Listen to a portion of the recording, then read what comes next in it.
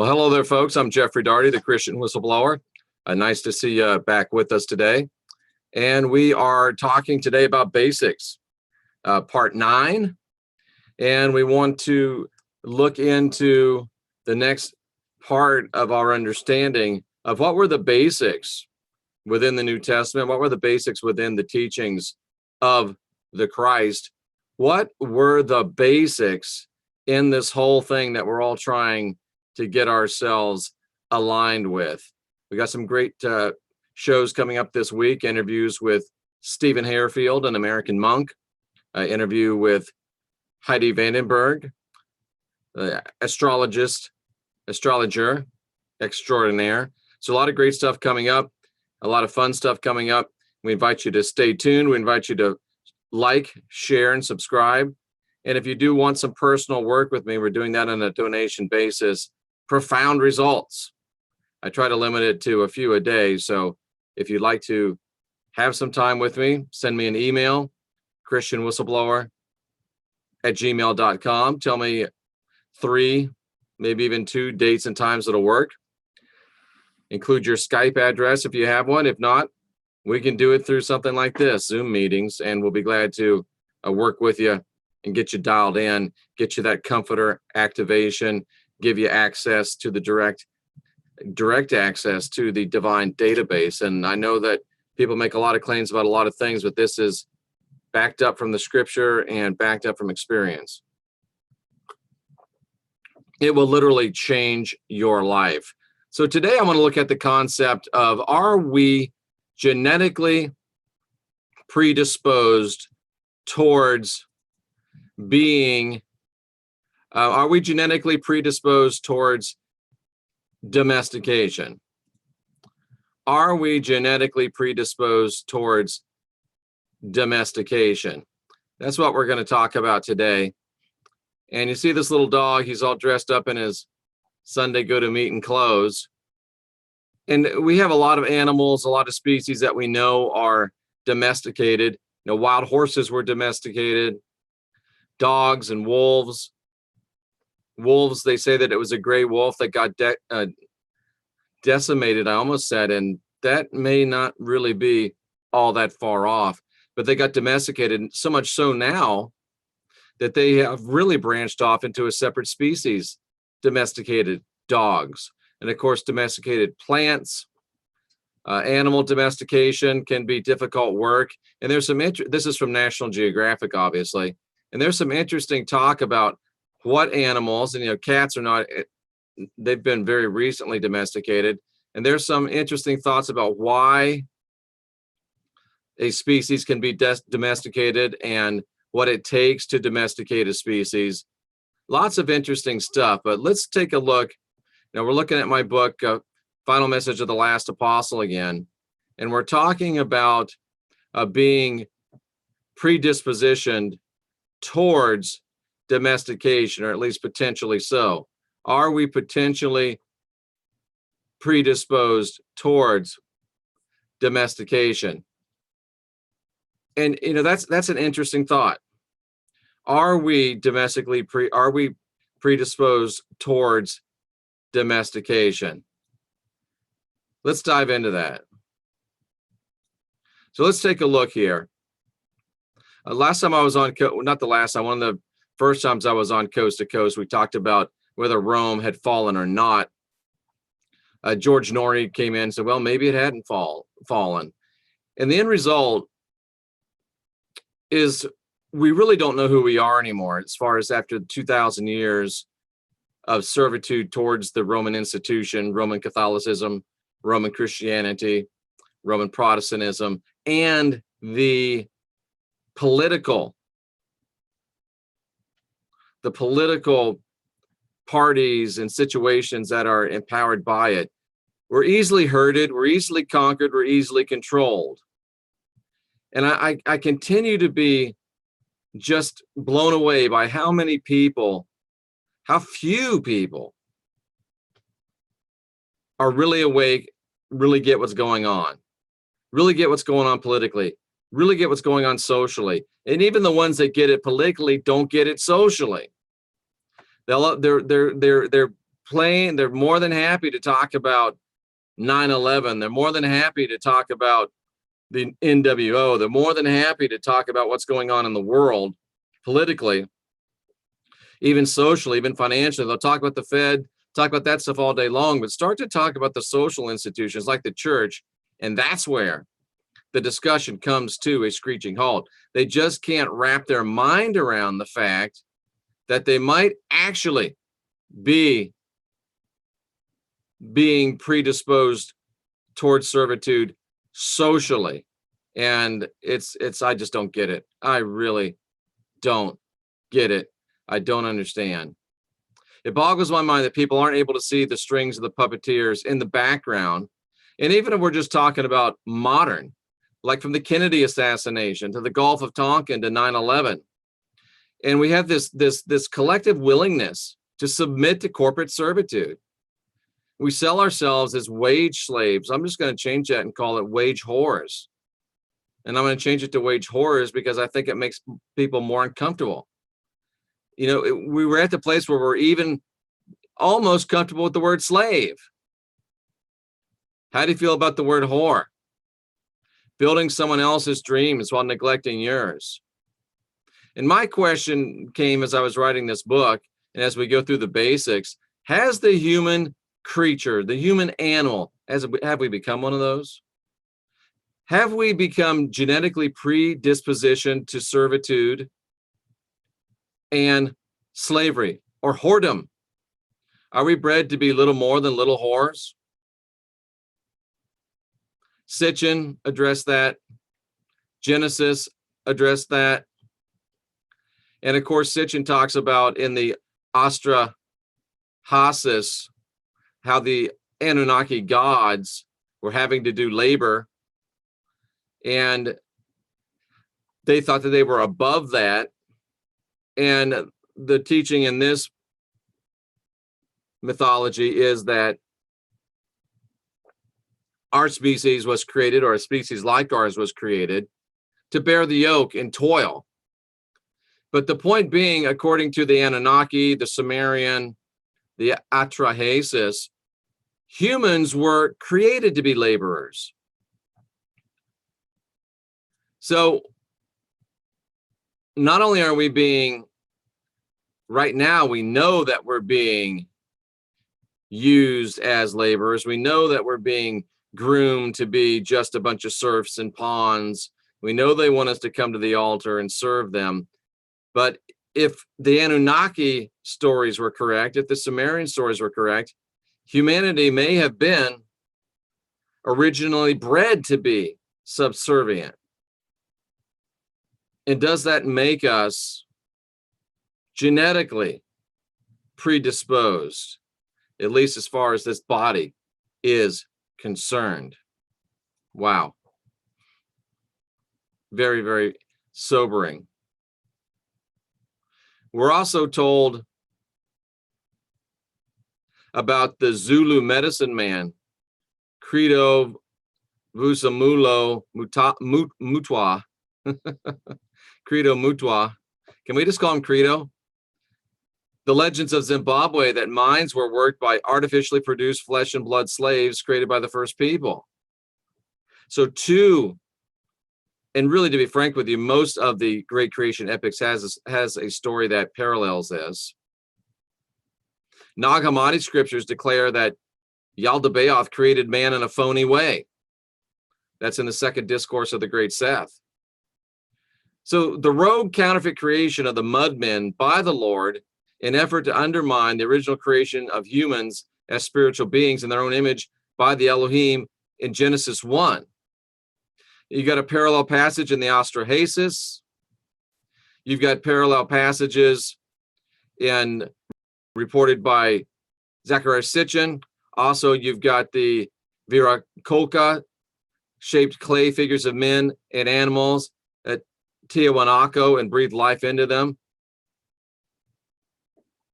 Eric von Daniken reports that on page 61 of Chariots of Fire. Genesis, Astrahasis, Nag Hammadi all talk about a lesser or phony man being created to be a laborer. Added to this, you can talk about the sudden disappearance of Neanderthal, who was almost immediately replaced by Homo sapiens sapien. Are we dispositioned towards being slaves? Is this why we accept our continued status as little more than indentured servants to corporate Goliaths, controlled by the tiny, ridiculously small, wealthy elite? Is this why we're so content to be the rats running on the wheels that turn the grist mills, that continue to feed the fat cats with the fruit of our labor? Is it something in our DNA? Are we still Lulu? Are we still mudmen? Is there any hope? As we ponder this, it can be very, very disturbing. Well, if we're predispositioned towards this, then maybe we're just going to be slaves and there's nothing we can do about it. Well, the thing that you have to understand is, and this will give us hope, is we are predispositioned physically. So in order to rise above, if you will, our predisposition towards being a being of servitude, we have to begin to learn how to transcend this flesh. If this flesh is genetically predisposed towards being a slave, if this flesh is genetically predisposed towards being a whore, then we have to learn to separate ourselves from this flesh. Is that fair to say? And one might say that there's nothing more important than our efforts to learn to distinguish and separate ourselves from this flesh. Because this flesh, if we stay in this fleshy mind, if we stay in this fleshy focus, if we stay in this fleshy attitude, guess what? It is predisposed towards domestication. It's predisposed to do exactly what we're doing. And I was studying and trying to figure out how long it takes to domesticate an animal. And in our fleshly human form, we're little more than another form of animal, another species. And there's a lot of disagreement on how long it takes to domesticate an animal. But you want an animal that can eat a lot of different things. Humans, check. You want an animal that'll breed in close quarters in captivity. Humans, check. I mean, think about an apartment complex in reference to keeping animals. Think about an apartment complex and think about one of those genetic research laboratories. What's a genetic research laboratory look like? Well, you got like maybe 1, 2, 3, 4, 5, 6 rows tall of cages, and there's maybe 6 across, and you got these animals in the cages, right? Now step back objectively and look at an apartment complex or a condominium complex. Oops, sorry. You've got at least 6 floors up, subdivided into cages. We might argue that the cages are a little bit bigger, a little bit more comfortable, but the similarities are eerie. And the animals will mate in close captivity, even the 2-legged ones. We eat a lot of different stuff. And then what National Geographic also said, that the animal has to be content to live on food scraps. Well, I would never live on food scraps, really. Well, the estimations and the studies show that somewhere between 3 and 10% on the high end of people control 99% of the wealth in this country. So and let's just say it's 90%, we'll be conservative. So if 90% of the wealth is controlled by 10% of the people, what you living off, brother? What you living off, sister? You're living off the scraps. You're living off the scraps that fall from the table of the elite. We don't like to look at it that way, but in anthropological, in terms of domestication, that's exactly what we're doing. We're adaptable. We'll eat anything. We breed in captivity, and your species also needs to be have a predisposed with a fairly pleasant disposition, kind of docile. Are we docile? Check. And even if we're not docile, they get a few of us to put on black uniforms and helmets, and then all of a sudden we get real docile. So when you think about society in terms of a animal domestication exercise, it can get real sobering real fast, especially if, as the great majority of histories and creation epics show, check the histories, as the great majority of creation epics show, even Genesis, we were created to be slaves. And for an indeterminate number of years, numbering in the thousands, we were okay with it. Why? Because it's inbred within our flesh and bone. It's coded into our DNA, literally, by the creators, if you believe the Astrahasis, if you believe those other epics that we, and if you agree with Genesis and the Lord creating mud bodies out of the mud, the dirt.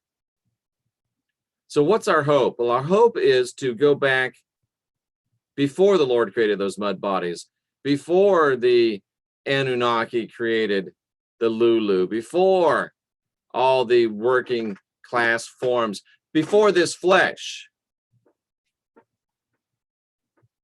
Go back to the time of Genesis 1:26 and 27, when we were created in the image of the gods.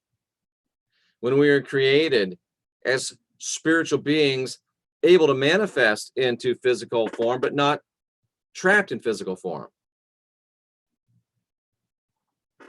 Because once we're able to leave this physical form, we're able to understand that we're not this physical form, which enables us to separate from this physical form, which enables us to move past the predispositioned DNA servitude mentality that is inherent within this stuff. And again, that's why I harp so much. Get with me. Get your analytical mind life track dialed in, because that's what enables you to stay in this servitude. That's why you think it's normal, because your mind is not functioning the way it's supposed to function. Give me 4 hours of your time, 4 1-hour sessions, and it's very rare that we can't get you way down the road, or at least you'll know this ain't for me, but it will be for you, because you'll have profound results. Get your comforter activation. Comforter being that which was sent to us by the Christ to teach us all things. Get your hardwired access to the divine database. The Christ said, you will know everything that the Father knows, the illimitable one, the inexpressible one. And when you get that, then you get that you're not this. When you get that, you know you're not this. And when you can move beyond this, you can get in connection with that. So that's the important thing that we're trying to do. Get beyond this flesh, because this flesh is, in all likelihood, predispositioned towards servitude, genetically so. There's only so much you can do working within you. You got to get out of you. You got to get beyond you. You got to get in connection with divinity. That's why we talk about higher self all the time. Higher self knows that this ain't the self. And this self, no matter how developed it is, it's still predispositioned towards servitude. And it still doesn't quite have that rebel yell that it needs. Where's Billy Idol when you need him? It still doesn't have that rebel yell that we need. It's been drowned out. And we've got to get it back. Where's Billy Idol when you need him? So when we summarize all the available information from epic writings, including the Bible, we see emerging the creation of a subclass of humanity genetically predispositioned towards servitude and mindless labor. The Lulu of the Astrahasis, the phony creation of Nag Hammadi, the mud men of Genesis. Is this all we are? Let me give you some hope before we leave this. My friends, that's not the end of the story. We also see within these ancient epics an original creation of humans in the image of the God, with at least the seed of divine potential within them. Remember, we talked about the mustard seed. And as small as the spark may be, the spark is there, and we know how much a little thing can grow into a big thing. Astrahasis had the demigods. The Elohim had us created in their own image. And we look at the Bible first, we see those two creations.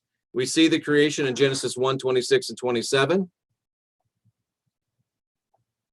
where we were clearly shown to be created as a being with divine potential. They really created what we would call Elohim in training. That's what we are, gods in training. The Bible even went so far as to say, you are gods. Edgar Casey, who I do have a good amount of respect for, another guy that believed the Bible to a great degree, but wasn't afraid to go beyond it. He said that we were originally created as souls, which he considers to be our true and natural state. That's in Readings 3744-1. I agree with that wholeheartedly. Even the Quran teaches that man's original habitation was the angelic world, and only later did he descend to the garden. Somebody asked me to look into Sufism. I should, because I know that when I read Rumi's writings, I feel some spiritual kinship. Of course, Rumi was a Sufi mystic. Sufis are Islamist. Maybe the Sufis are the whistleblowers of the Islamic world. Now, the second creation was the Lord's making of the phony mud bodies referenced in the Nag Hammadi. And here's the key, ladies and gentlemen, boys and girls, children of all ages, my brothers, my sisters, my brothers from another mother, my sisters from another mister. Humanity has become captive to the Lord by our own mistakes. The Lord has been successful in seducing us into habitation, continued residence in this mud body he made. Edgar Casey's take on this I thought was rather profound. We were initially intending to become aware of our Creator's many dimensions of life. However, we became too enmeshed in and ensnared by self-expression and self-gratification, causing us to lose touch with our original celestial creation. And when I wrote this book a couple of years ago, I was saying, Casey assigns more blame to us, blame I lay more on the Lord. But seeing it's such a remarkably similar scenario in his classic visions is greatly encouraging. Is this captivity permanent, or can it be broken? And you know what? I've determined that Casey was probably right and Darty was probably wrong. Casey blames it on us. I blame it on the Lord, the rat bastard. And maybe that's because I'm really mad at the rat bastard because I served him for 20 years. Maybe it's because there's too much ego still involved in me, and I don't want to say it was my fault, but I think Casey's probably right, because I teach and taught my kids and continue to believe that nobody makes you do anything. Nobody makes you do anything. Oh, he makes me so mad. No, he doesn't. He presents you with stimuli to which you decide to get mad. Oh, she makes me so happy. No, she doesn't. She presents you with stimuli that you choose to interpret in a way that makes you choose to be happy. She makes me frustrated. He makes me angry. No, they don't. Nobody makes you anything. You receive stimuli, and then you decide, how am I going to react? And then you react. Oh, but I forgot. That's if you're in your analytical mind. Your analytical mind's working. When your analytical mind's working, and some fool cuts you off in traffic, you're like, I'm glad he didn't hit me. I hope that person doesn't keep doing that. And you just go on your day. If you're not in your analytical mind and that person cuts you off, you're yelling, you're screaming, you're flipping up half a peace sign at him, Sometimes you're even trying to chase them down so you can give them a good piece of your mind. That's your reactive mind, your fight or flight jumping up. That's not your analytical mind. So we have to choose what we want to do. And Casey was right. The Lord didn't force man into those mud bodies. The Lord said, hey, look at this. I got some really good stuff for you. I got a timeshare for you. Come on in to this mud hut body. No money down. First year free. Of course, he didn't tell them they could never get out of it. It would take them at least thousands of years to get out of it. We're just now learning to get out of it. And I can teach you to be 3 feet behind your head. I can teach you to get out of this body at will once we get your analytical mind dialed up. So the question becomes, and the most important question becomes, is this situation permanent?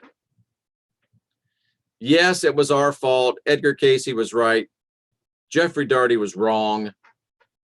It is our fault. We're the ones who became too enmeshed in and too ensnared by self-expression, self-gratification. We're the ones that lost touch with our original celestial creations. And even in the Garden of Eden, when Eve, the prototypical Eve, saw that the body was pleasing to the eye, saw that the body was good for being able to walk around like an Elohim, even though she wasn't really quite ready yet to manifest physically. That's why the Elohim hadn't taught her that part of it yet. You need to get serpents and doves in the garden of the gods. Spend $1.99. It'll do you a lot more than a quarter cup of Starbucks coffee, which is about the equivalent amount of money. And she saw it, and she lusted. I mean, I'm sure that serpent, who was probably the Lord, was telling her about all the wonders of sexual expression, and she's like, "Ooh, that sounds good to me." Boop. And here we are, still struggling with sex all these years later, still stuck in the original mud body, but that's a story for another day. So, is the captivity permanent, or can it be broken? That's the question. There's no doubt that we have a spark of divinity implanted in us by the Elohim. There's no doubt that this is what the Christ was talking about when he said, the kingdom of God is within you. And by heeding the teachings of the Christ, I believe we can find a way to what I'm convinced is a genetic recalibration and or activation of dormant divine genes, the kingdom of heaven gene, if you will. That's why I'm talking about this comforter activation. I believe it's highly, entirely possible, and this is somewhat speculative. I don't have, like I normally do, chapter, verse, objective proof. All I have is experiential proof and knowledge in my own life and the lives of hundreds of people so far, and counting. That once you get your analytical mind put back in position, once you eliminate the gaps in your life track, once you worked all the way through your life track so that you don't have, that you're free of any of these gaps, and that your analytical mind, your blink, is in control constantly and unhindered, something happens. That comforter activation, just boom, it happens. And all of a sudden, all things are brought to your mind that the Christ said. They're brought to your remembrance. Boom. All of a sudden, everything that the Father said is brought to your mind. Boom. All of a sudden, your blink is perfect. Your record of every single stimuli that you've received. And then all of a sudden, it's like you have all the records of your past lives to access to you. Boom. And then you've got the divine database. So right now, you're running on a messed up human mind track of your own life with gaps in it. Just to get those gaps out and to be able to run on a perfect mind track of all of your stimuli, so your brain could take face with any situation. Should I drink? Should I stand? You ask, you ask yourself that, and based on all of that data, it crunches it and says yes, no. So the more data, the better decisions. So just to do it within your own mind is profound, but then to add in past life blink, then to add in comforter activation blink, and then to add in direct connection to the divine database, now you're running on this life blink. Now you're running on past life blink. Now you're running on comforter activation blink. And now you're running on access to the divine database blink.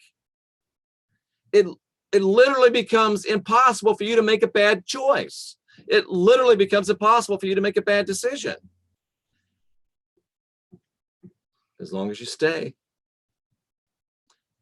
And then it becomes super easy for you to be 3 feet behind your head, get out of this body. It becomes super easy for you to work in healings and things with other people. It becomes super easy for you to find and fulfill your great basic purpose. That's why I'm so harping on this stuff.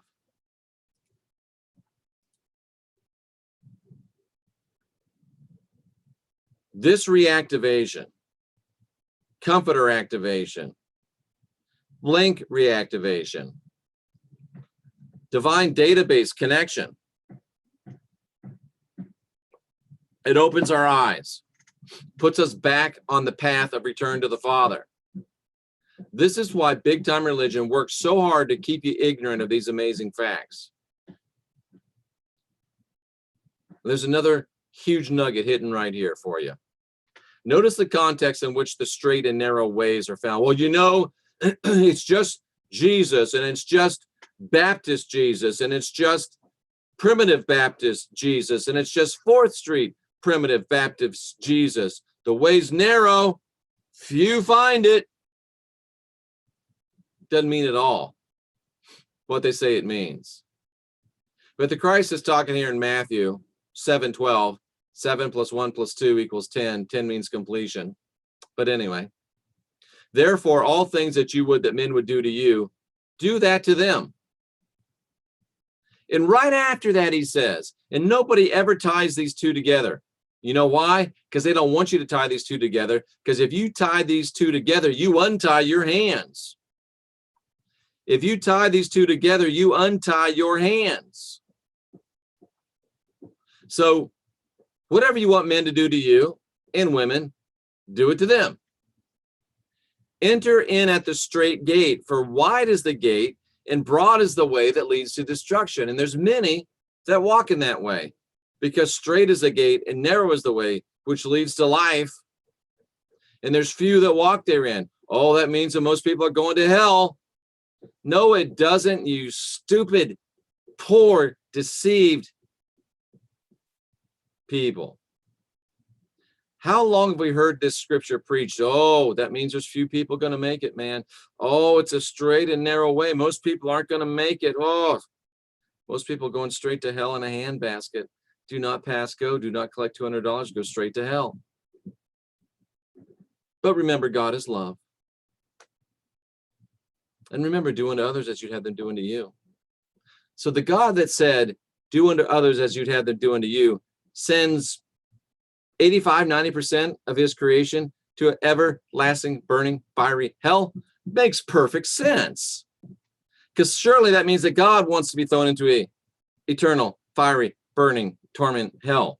Do unto others as you'd have them do unto you. Oh, but there's that big Bible verse that nobody ever reads. It says, don't do as I do, do as I say. That's the kind of God you serve. It's not the kind of God I serve, but that's the kind of God you serve. How does that make you feel? How's that work? How's serving a God like that working out for you?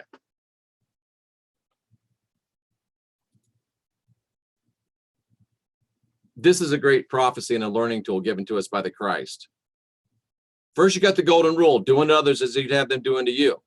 I'm sorry, I'm speaking too fast. I have a lot of people where English is not their first language. And that reminds me, I'm looking for someone who can, at least at the beginning on a voluntary basis, as this grows, I mean, if once we get to even 10,000 people, maybe. Let me look you in the eye when I talk about this.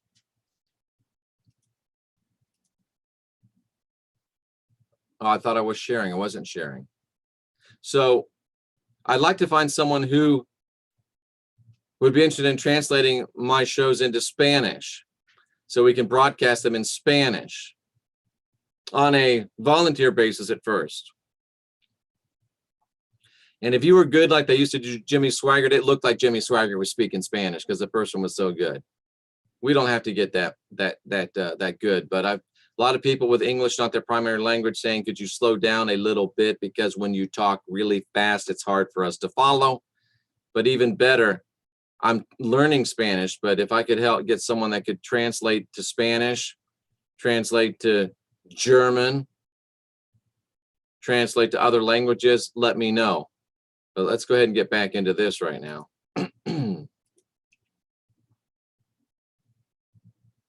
got the golden rule, right?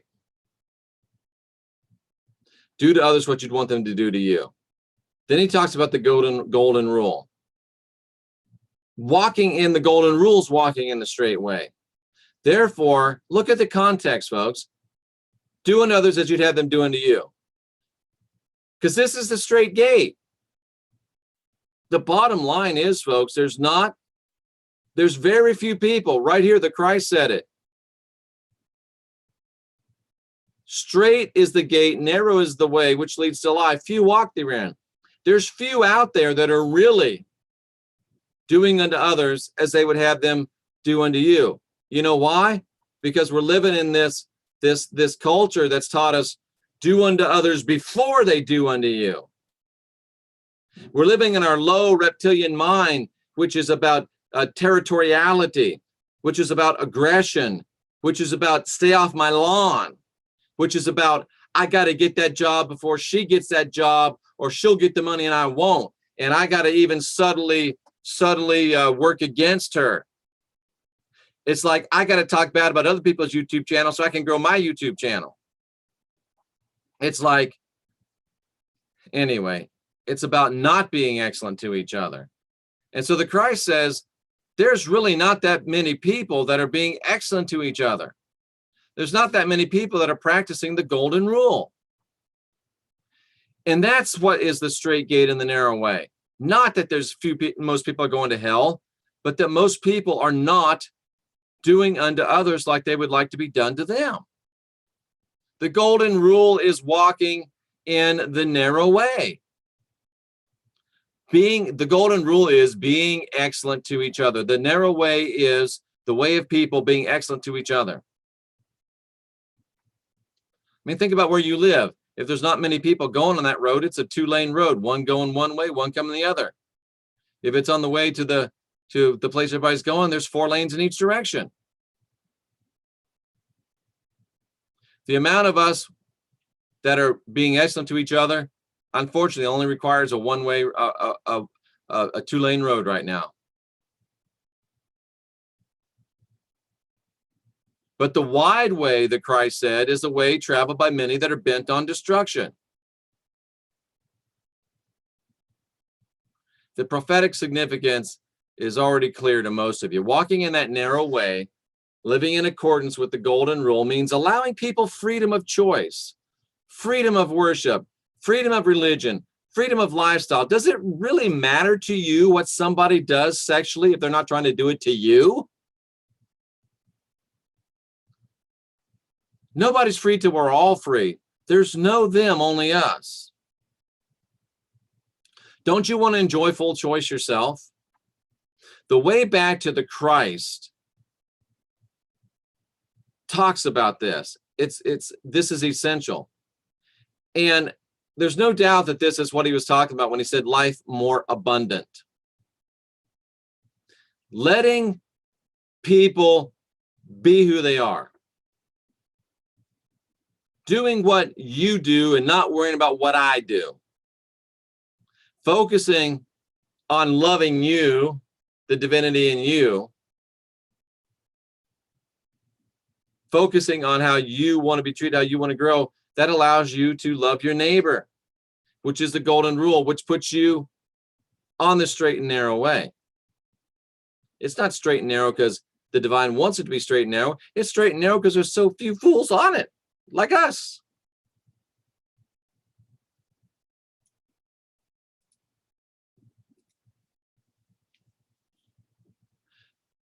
Unfortunately, the Christ said there's few that walk in that path of tolerance, reason, and inclusion. There's few of us. The wide path of destruction is walked by many.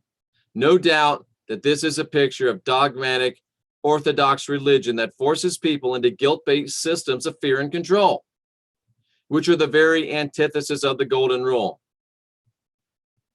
The golden rule of the Christ is do unto others as you'd have them do unto you. The golden rule of the Christ is let others do what they will do. And the golden rule of religion is you better damn well do what I'm telling you to, or else you're going to a fiery, burning, rotten hell where you will be tormented forever and forever, and you deserve it. That's the real golden rule of religion, be it Judaism, be it Christianity, be it Islam.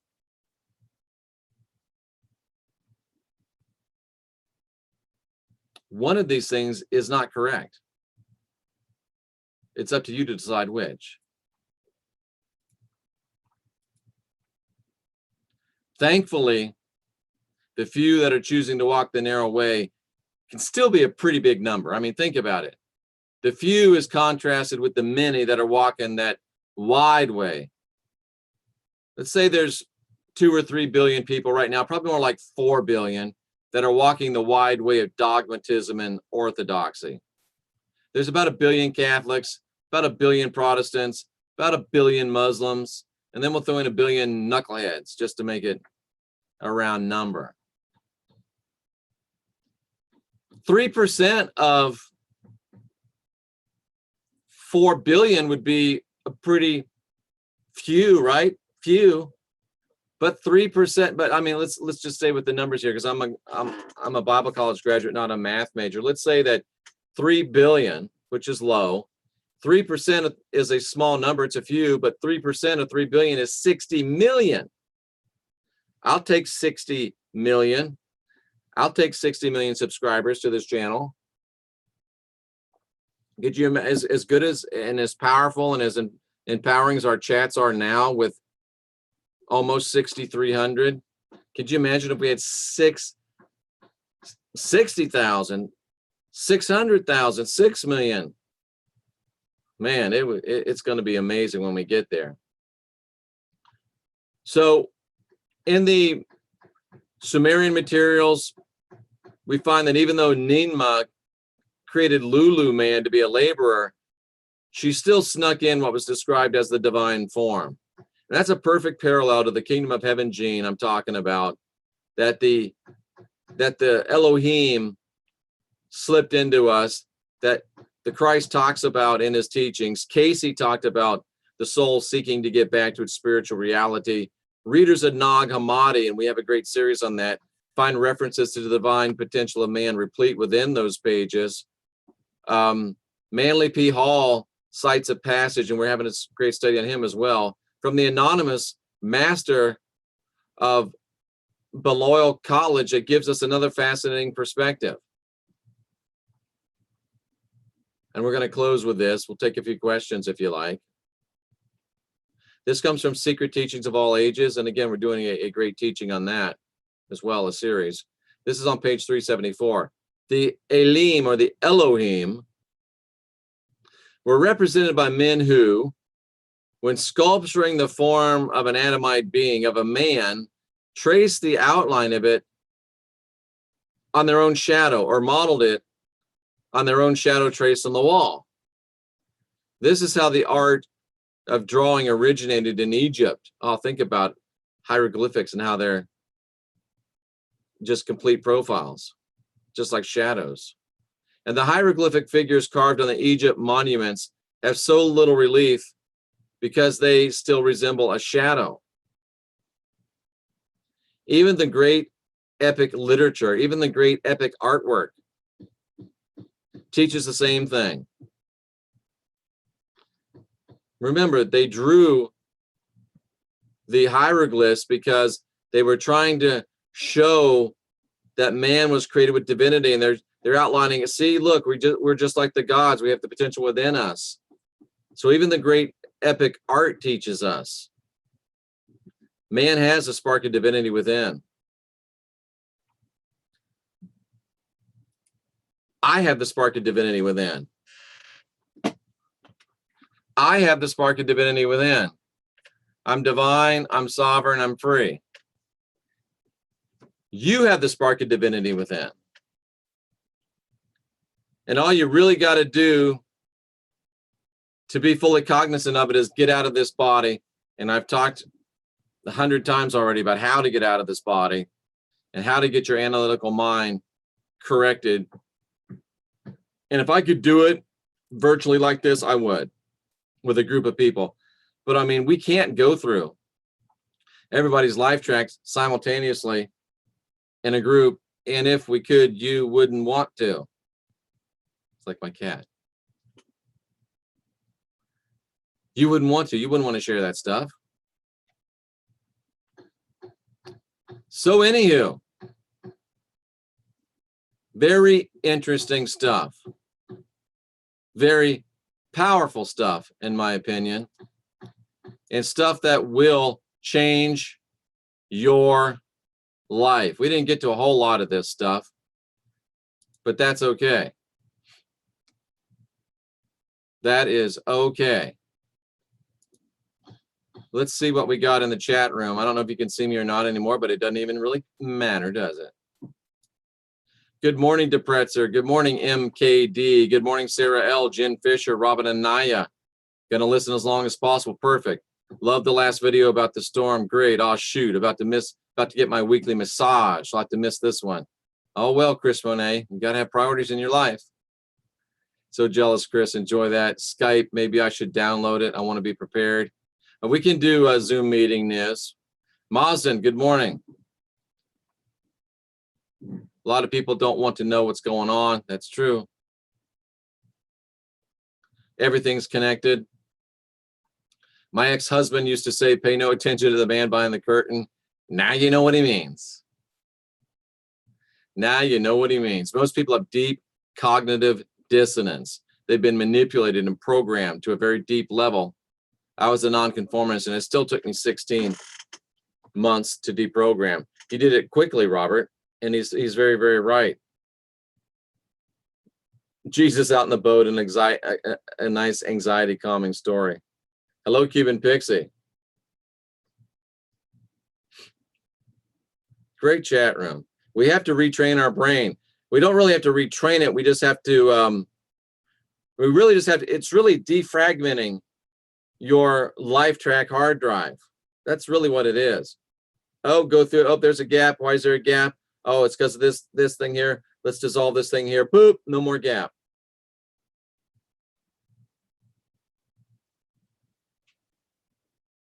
Another channel's making me feel angry. Crusade about evil serpents. You know what? The most evil serpent the main evil serpent you have to deal with is the one that looks right back at you in the mirror. My evil serpent's on the screen right now. Hello, Todd. Stay out of debt, stay out of slavery. That's some good words. Those are some good words. Hello, Kay. Nice to meet you. Sorry that YouTube is challenging us. So make sure every time you come back that you're still subscribed. Make sure your bell is clicked so you can get notifications. The story of the Taoist immortals pertain to this. An equivalent to Rat Bastard is called Firelighter Man. Huh. I'll have to check that out. I didn't know that. Adriana, it is a non-sexual connotation denoting a broader usage of the word. And we are Horus. K is my middle name. Well, go get Godzilla. I hate my apartment complex. Yeah, I know what you mean. And we are living on scraps.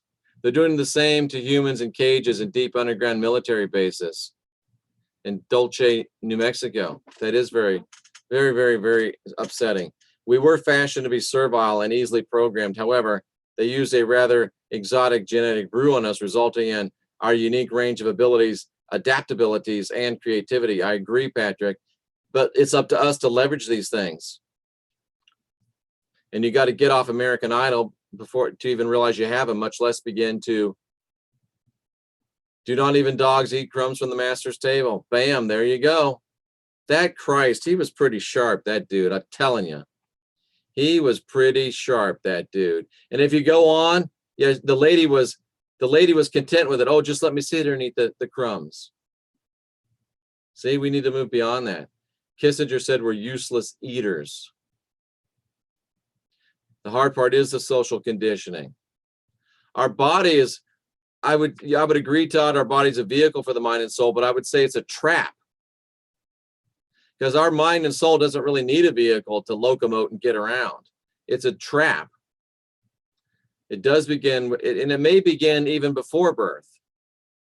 My meat suit is just your meat suit is a trap, I would submit to you. I know what you're saying, but think about it. If you didn't have that meat suit, would your soul still be able to transport about? I think you see what I mean. I have used the meat suit analogy. I know exactly what you're talking about. Being in nature, hiking, transports, and even like getting your hands dirty, digging in the ground, walking in the ground. Seventh Serpent says that Sufi is awesome. It's Islam, Gnosticism. You know what? I wonder how many people are sick of Islam and are looking for a better way. We need a Islam whistleblower. Yeah, Kate, sometimes it takes a while, and you got to make sure you're doing it right. You got to make sure you're doing it right. The old Star Trek episode. Yeah, that's true. Good afternoon, Troy.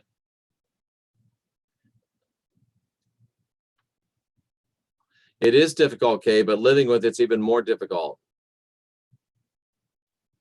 Yeah, Star Trek was very insightful, the old one.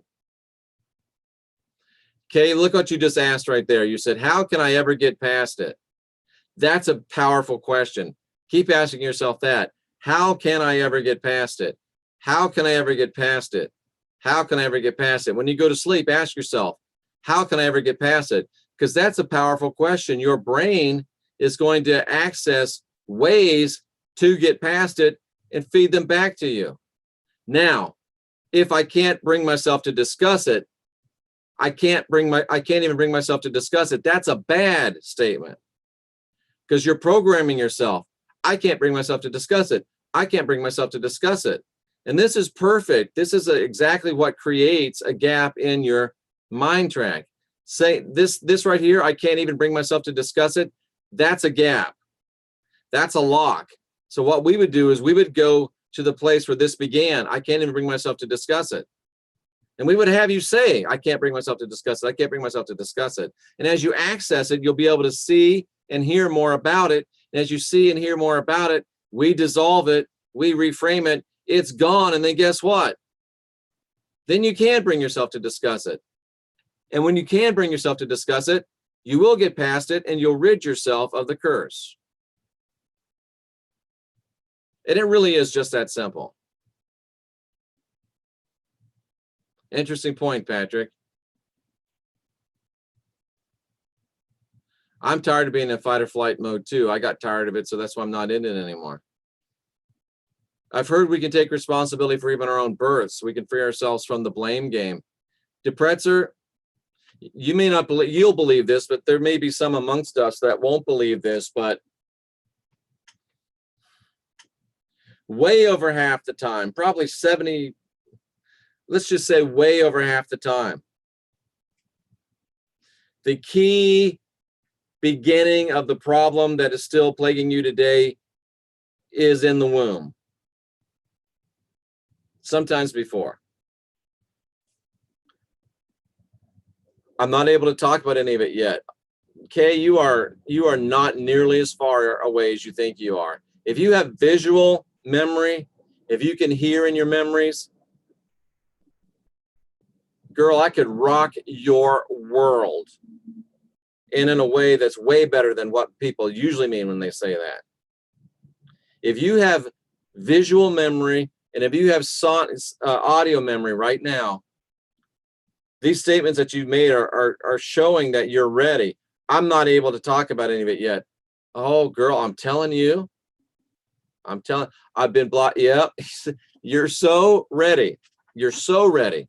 If you got to have the courage to face it, and you got to have your visual and audio memory ability. If you don't, we can do baby steps to get you there. But if you can see your memories, if you can hear your memories, saying these statements that you're saying, you're ready for profound advancement. Yep, we all need to break trauma bonds.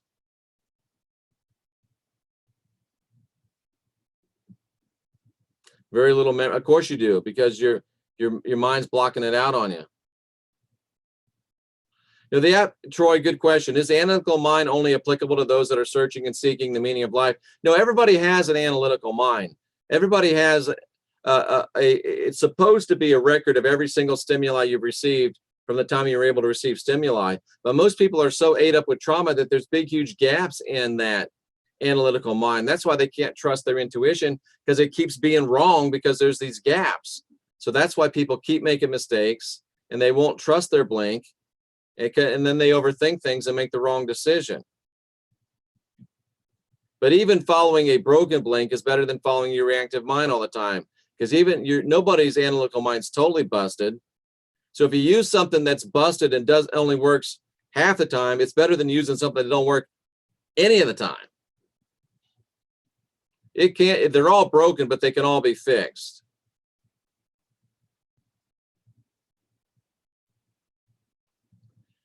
And the part of the problem, Kay, is, and it's tough for me to say because I'm so about be your own guru, guide your own spirit, master your own ascension, be the captain of your own ship. But unfortunately, even a ship needs some tugboats to get out of the harbor. And you got to have some help to get started. Self-hypnosis, self-meditation. You got to have someone to help you get started. And the beauty of it is, why do I say give me 4 hours? Because once you've done 4 hours with me, I can teach somebody, and we're going to do it. We're going to have a class on how to do this. Because once you do 4 hours with me, you should be able to teach a partner to do with you what I do. Unfortunately, you can't do it to yourself. You really can't. And even if you have to come back to me 1 hour a month, that's nothing. My earliest memory is probably age 5. Yeah. Oh, nice. I love cats.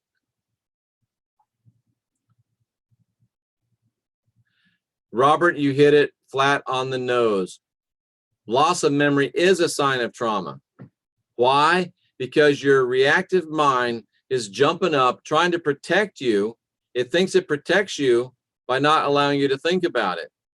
But what it really does is disempowers you, but that's what a fight or flight mind does. Fight or flight doesn't care about what happens after. Fight or flight cares about protecting you in that situation. You see a snake, fight or flight says, run or stomp. Doesn't care that it's creating a gap that's going to cause you a lack of proficiency for the rest of your life. It's just trying to save you in that moment. And that's why most of you are living in a fight or flight panic lifestyle, because you're living in your reactive fight or flight reptilian mind. Okay, if you can remember being 3, again, if you can hear it and see it, you are ready to get going. If you can see them or hear them, you're ready to get going. That's why I keep asking Jeff about these lumps in my arm and behind my ear. I will tell you this right now. I don't care if you've been abducted every night of your life. I don't care if they got enough implants in you to melt them down and build a battleship. That's not your problem. Your problem is not implants. And we can get you going. Connie Miller, you join in by just joining in. I agree, Hillary. My earliest memory has always been since I was 15 months old. Perfect. Jeff, I talk to my children all the time about not saying so-and-so made me mad. I'm witnessing my daughter actually using that with others who are purposely trying to cause issues. That is amazing to watch. I got chill bumps from that. Good job, Stormy Jackson, 44. A child's personality is formed at 5. I know that's what they say, but everything they say may not be true. Children are amazing.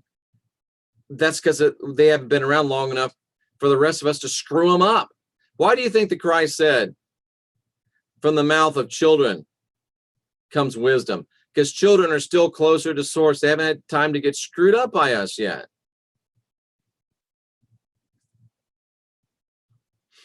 Deprecher, thanks for sharing. From here to eternity says, I can't hear. Don't know what to tell you, sweetheart. We're wall to wall and treetop tall over here in the hearing department.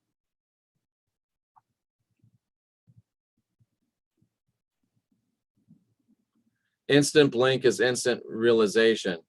Should be.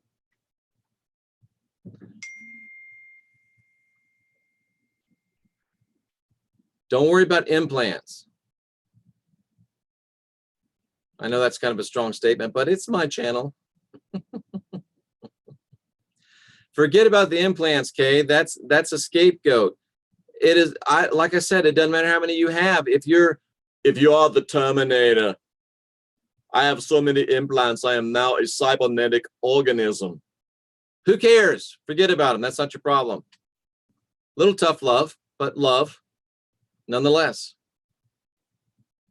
Earth is, I don't know if Earth is hell, but I'd say it's a soul farm recovering soul. And what is the difference between hell and a soul farm?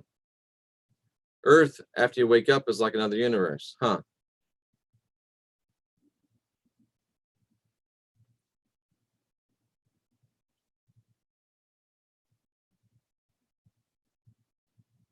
That is being excellent to each other, Kay. You're exactly right. I nominate myself, said Killa B. For what?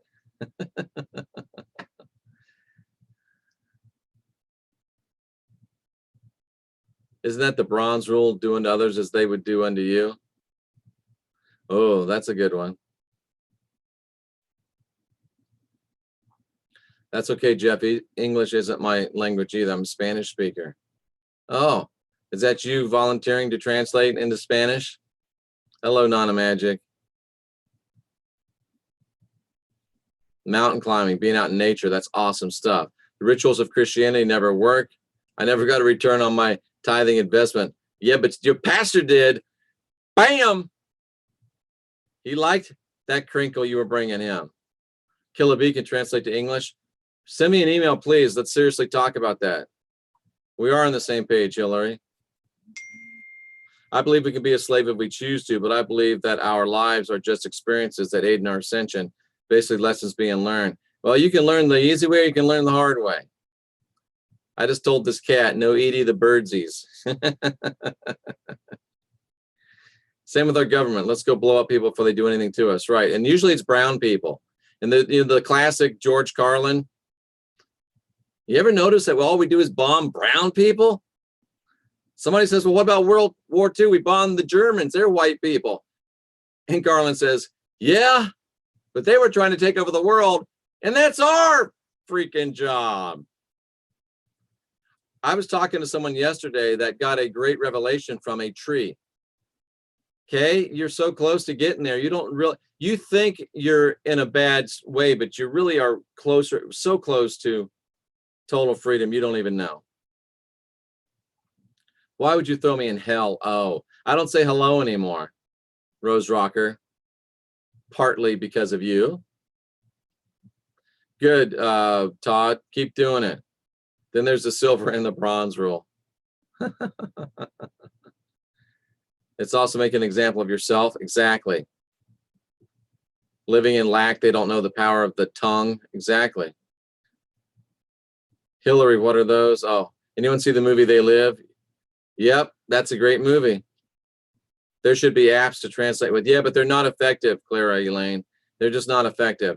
Google has a whole translation thing, but then, I say, the rat bastard is going to fall, and it sounds like your father is a bastard and you are now on the ground.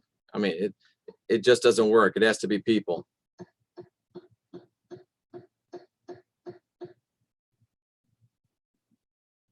You must be grateful for what you have. We'll see you, Clary Lane. Trees are alive. I think they do have awareness and memory. Religion is about totalitarianism. Spread the bliss. I like it. Spread the bliss. Trees do, I believe. Aborigines consider them great mothers. I like it. Tree loves hugs, and when you feed birds, they won't poop on you. Huh. Give a little, get a little, right? There's no better place to meditate than under a big, wonderful tree. I agree. Trees communicate through the root systems, I reckon. Huh. That was a great movie, They Live. Some natives used to bury bad members upside down by a tree and good folks head up to the sky. Huh. Interesting. Birds help me meditate because I feed them. There's even bird divination. Did you know about bird divination? Trees do bleed when you cut them. Maybe it's because we can fly. Very good, Darlene. I like that.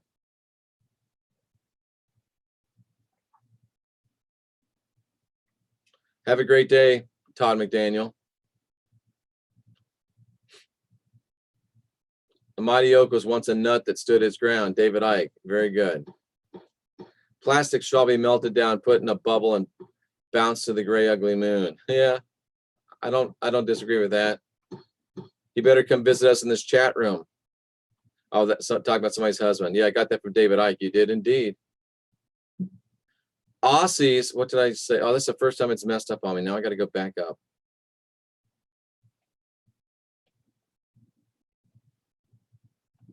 Oh, man.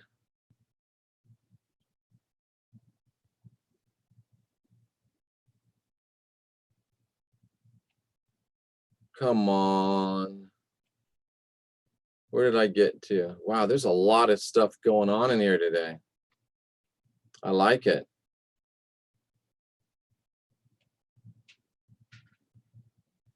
I don't have much confidence in that new Star Trek series. I'm a super big time Star Trek person.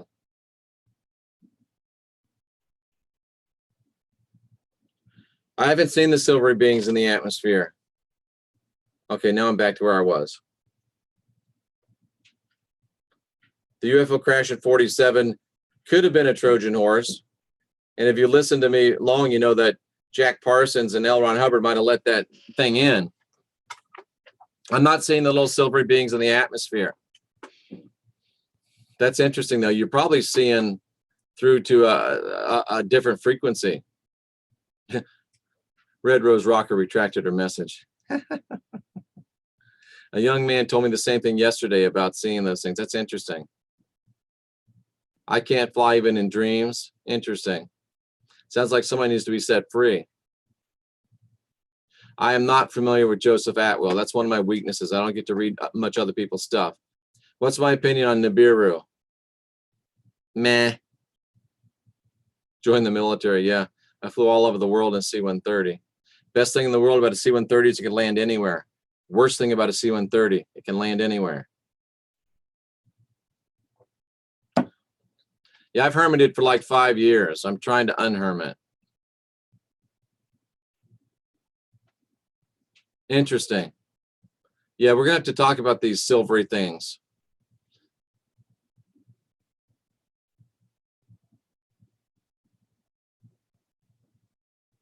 We'll find some people, Stormy Jackson. Yeah, I'm not happy. I don't think Star Trek Discovery is going to be good. And some are saying it'll never make it to the screen. They got all kinds of crap going on. The guy that ran Hannibal was running it. It would have been a great show, but they wouldn't let him do it. So I lost a lot of hope for it.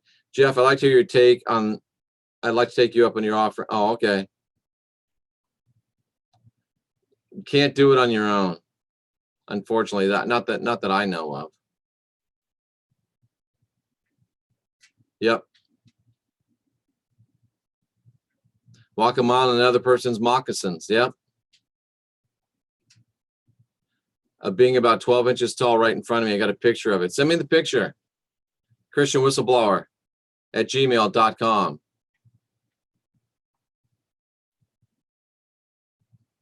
Yeah, that's me, Rick Finn. That is actually in Genesis about Adam and Eve tricked into a meat suit and found that they were trapped. Yeah, that's what I've been spouting for about 5 years now. And it's in Genesis. It's just, you got to get to the original languages, and most people don't want to believe it. Hello, Renaissance woman. To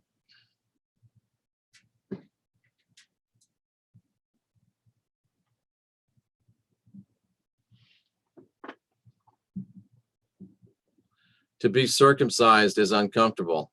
A certain high creature wants his followers to be circumcised. Really? That's nothing but torture, human sacrifice, and we won't even get into the part of how the moil stops the bleeding.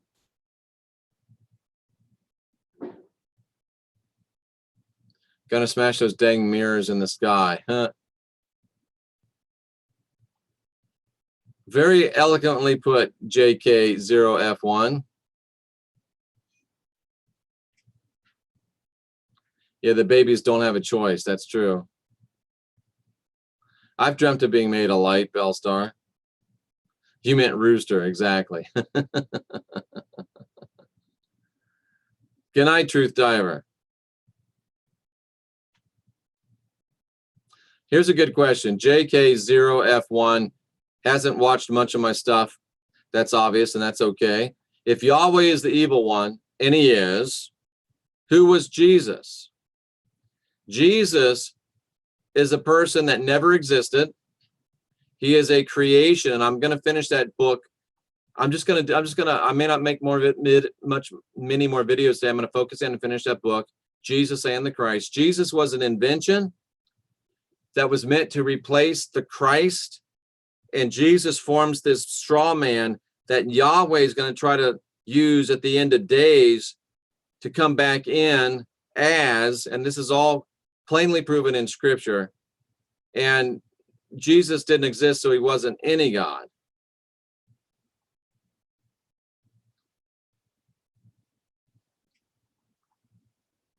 I always try to see the good in people and to do that which is, that's called being excellent to each other, Robin.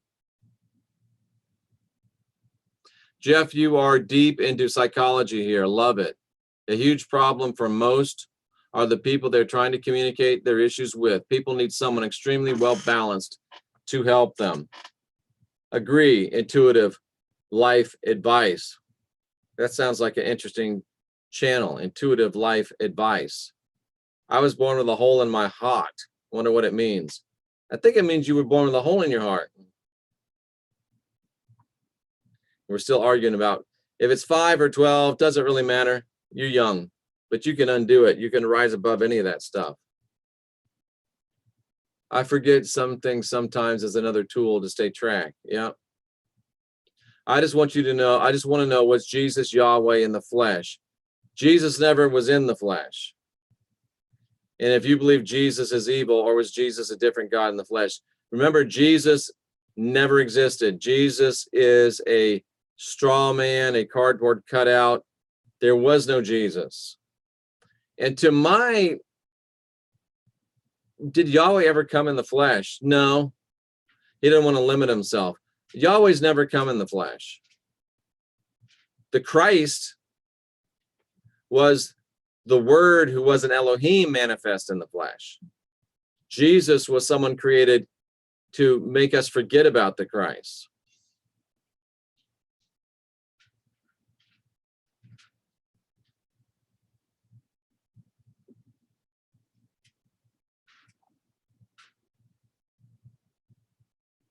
Ay, ay, ay.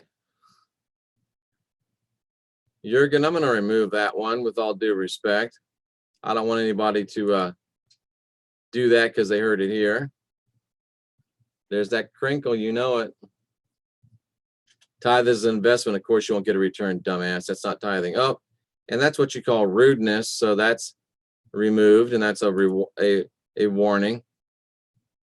Yeah, George Carlin was amazing. I said I like Spanish before you asked the need for translators. I'd be willing to help if you need it. Please send me an email, christianwhistleblower@gmail.com. Yes, St. George Carlin. He should be. There is significance in every memory, and the real significance is you have to have it so you can have its contribution to your blink, so your blink can be completely, totally complete.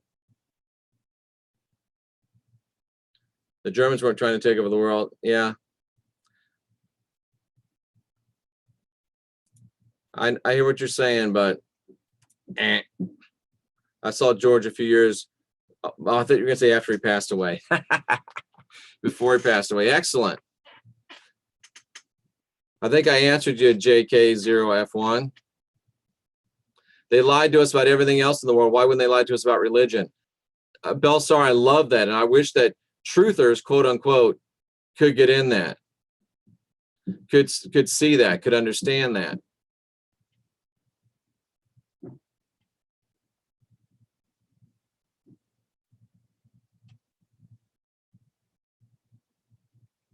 Sorry, I lost it.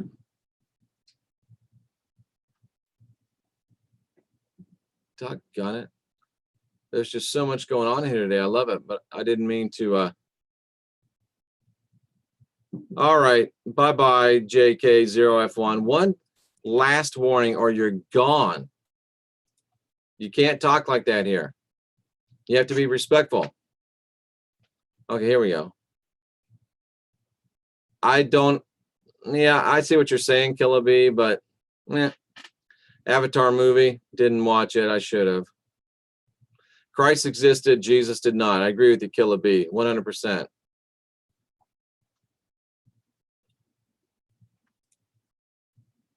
Put user in timeout. I don't know how long it keeps them in timeout, but evidently they get to come back.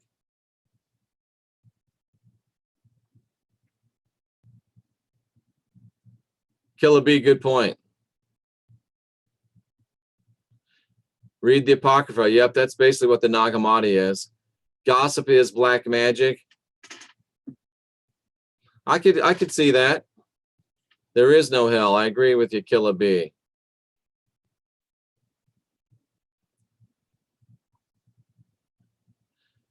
Yeah, I've read the book. Hello, Zorro, Rose, all those Z's. Hello, Z. I'll just call you Z.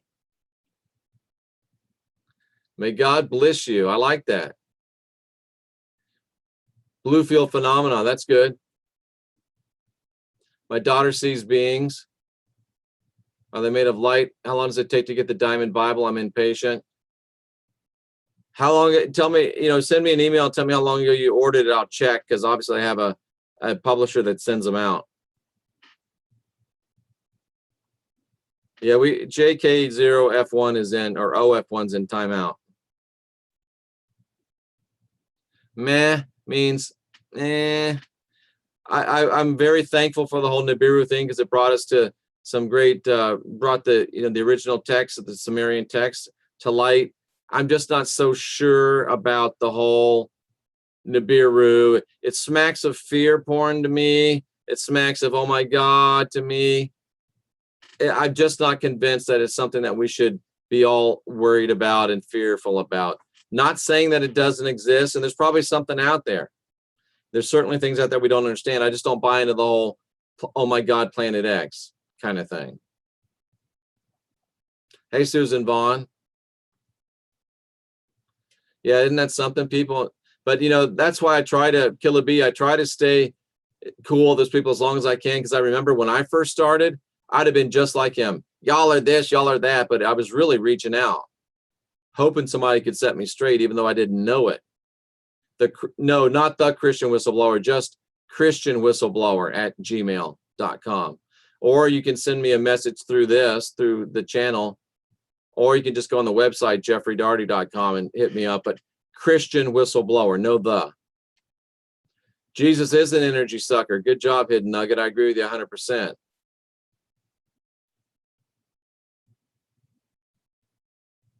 If you want to remember your dreams, write them down as soon as you get up. Write down anything you remember, and it'll grow and grow and grow.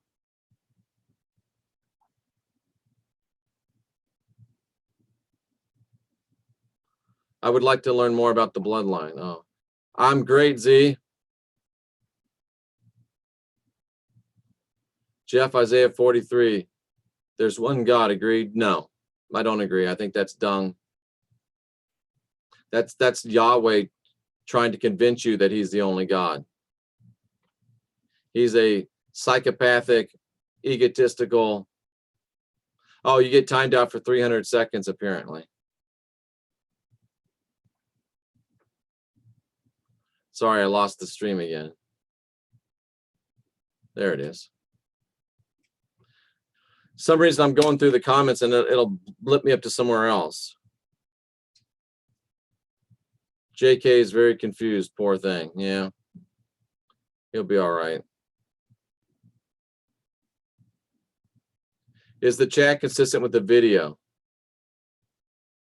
Yeah, we already went through our teaching and you're just, all you see is me now, right now. The truth community is way to divide. I see what you mean from here to eternity. Yeah. I guess we're part of the truth community, but I don't like being part of it. The topic for today was, are humans genetically predisposed towards servitude? And now we're just, we're answering all the questions that were thrown out. What did Yahweh steal from the Elohim to do so much damage? MKD, I think he stole what was called the Imhulu, which I think is the same thing as the, why did it draw a blank? Ark of the Covenant. But I think the Elohim took it back and he doesn't have it anymore now. I used to watch the Christian pastors a lot, but I don't anymore. Good for you. He stole nothing. He was ignorant, thought he was fully the original of everything. This, yeah, okay. That's one way to look at it. Let's just be kind to each other. So Jesus is based on the Christ. Jesus is a bastardization of the Christ. Connie, I'm writing a book on it. The Christ was the Elohim, the Word that manifested in the flesh, born as a full-grown human being, hung out in Jerusalem for 3 years, gave him the truth. Jesus is somebody that was created to make people forget about that other guy, the Christ. Yeah, I think Nibiru is a scare tactic, Z. That's where I'm at right now. I've always interpreted our blank, and doggone it. There it is. Intuition. Well, they are intuition. But see, intuition, it's more than intuition. It's actually a mechanical thing. Your intuition is based on your brain giving you information that it feeds back from all the data that it's received. So if you have incomplete data, you got incomplete intuition. So if you want to think of it as an intuition upgrade, perfect. Oh, I see what you're saying. In sync with ions. Intuit with ions. Oh, nice. I like that. I like that.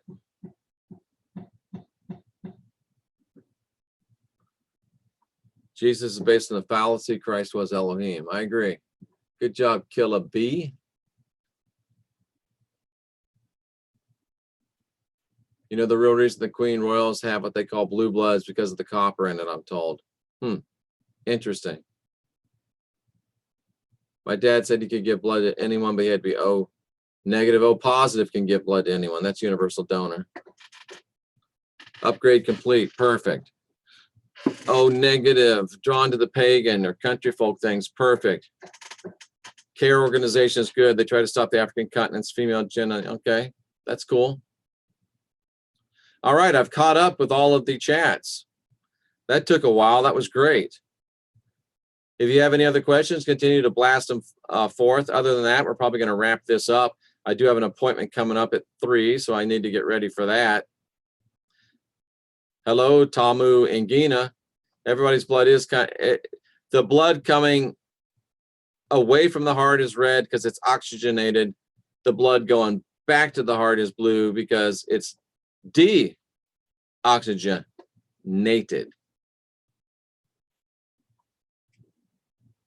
I guess negative. I guess negative people are the only. O positive is called the universal donor. Love you too, brother. Humans have the potential to be shapeshifters. We're not reptile shapeshifters. We're just shapeshifters. There are reptile shapeshifters and there are human shapeshifters. Chris Monet, we're not even going to tell you because you decided to get a massage instead of talk to us. Oh, okay. Maybe I'm wrong about it.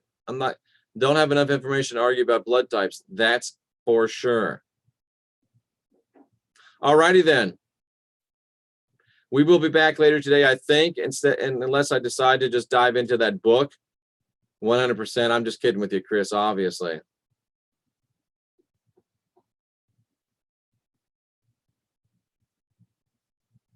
Yeah, Connie, it is shocking. I don't know that Princess Diana was a shapeshifter. Hey, Jen Morris. Good to see you. It's been a minute. Nice to see you back. All right, folks.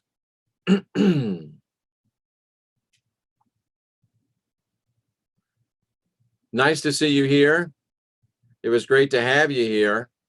And we will be back probably at least one more today, even if I do just dive into the book, because I get asked that more than anything else. Hey, dummy, you haven't really explained the difference between Jesus and the Christ sufficiently. My bad. So I will get to work and fixing that today. Unwind your mind, unindoctrinate yourself. Be your own guru, guide your own spirit, master your own ascension. And until next time, in all seriousness, all of you folks that love truth and are here seeking to improve yourself, I'm Jeffrey Daugherty, the Christian Whistleblower, and I salute you.